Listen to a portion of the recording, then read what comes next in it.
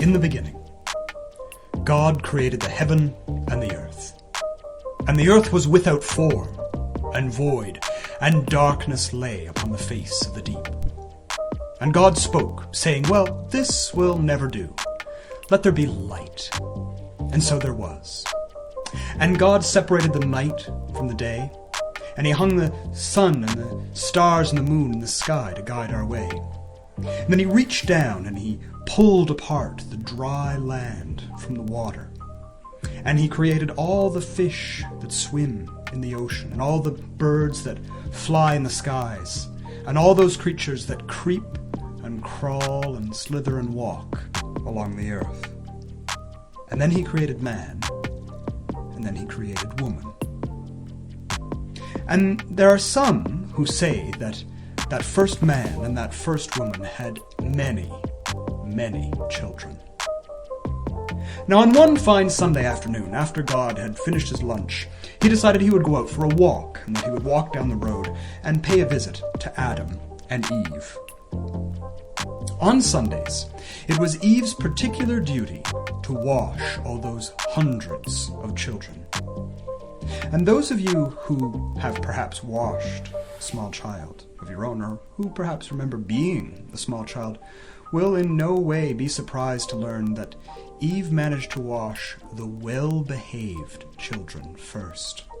And on this particular Sunday, when God came and knocked on the door, she only had about half of those children done. When she saw who it was, she took those other children, the dirty, mischievous, ill-dressed children, and she shut them away down in the basement and told them to be quiet. And she went out and she prepared a cup of tea for God. Now, after God had finished his cup of tea, he said to Adam and Eve, he said, "Bring forth the children so that I may see them and give them my blessing."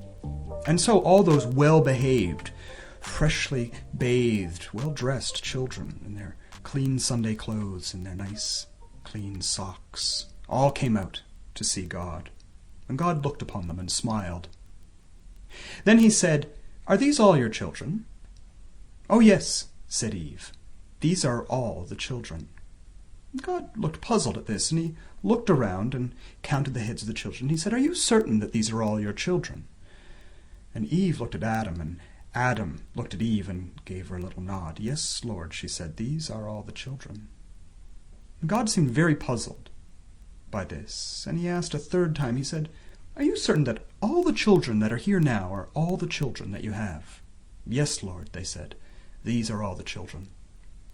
And then the face of the Lord grew black, and great was his wrath. "3 times have I asked you," he said, "and 3 times have you lied to me who knows all things, and 3 times have you denied the existence of your other children. Those children who are here now, to them I give my blessing, and they may go forth and be prosperous and replenish the earth. But those other children, those dirty, mischievous children who have been hidden away from the sight of man, so there they shall remain until the end of time." And so it came to pass that this is exactly what happened. Those good, well-dressed, well-behaved children, they went out and had children of their own, and those children had children, and those children had children, and so on and so forth, until those children's children are all of those of us today.